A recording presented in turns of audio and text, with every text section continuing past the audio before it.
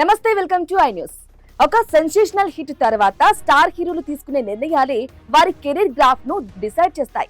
ఇప్పుడు అల్లు అర్జున్ తీసుకున్న ఒక latest decision Kannada super star Yash చేసిన తప్పునే గుర్తు చేస్తుందంటూ సోషల్ మీడియాలో ఒక పెద్ద డిబేట్ నడుస్తోంది.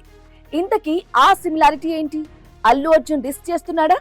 ఈ స్పెషల్ రిపోర్ట్ లో చూద్దాం.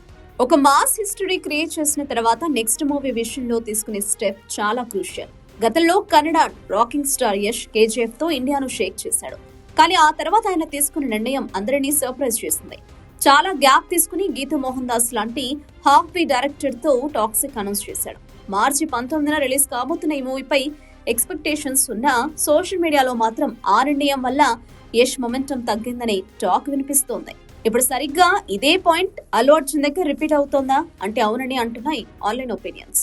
పుష్ప లాంటి గ్లోబల్ సక్సెస్ తర్వాత బన్నీ దాదాపు 6 నెలల టైం తీసుకుని అట్లీతో తన నెక్స్ట్ ప్రాజెక్ట్ అనౌన్స్ చేశాడు.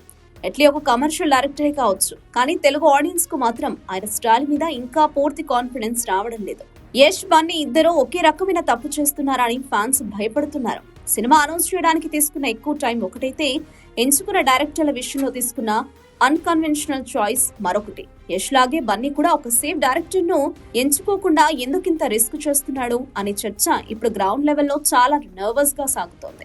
పైగా అట్లీ ఈ ప్రాజెక్ట్ గురించి ప్రతి వారం ఏదో ఒక స్పెక్యులేషన్ బయటకు వస్తోంది. దీనివల్ల ఫ్యాన్స్ లో గందరగోళం పెరుగుతోంది తప్ప క్లారిటీ రావడం లేదు. స్టార్డమ్ ఉన్నప్పుడు సేఫ్ గేమ్ ఆడకుండా ఇలాంటి ప్రయోగాలు చేయడం కెరీర్ కు ప్లస్ అవుతుందా, లేక ఆ మొమెంటమ్ ను దెబ్బతీస్తుందా?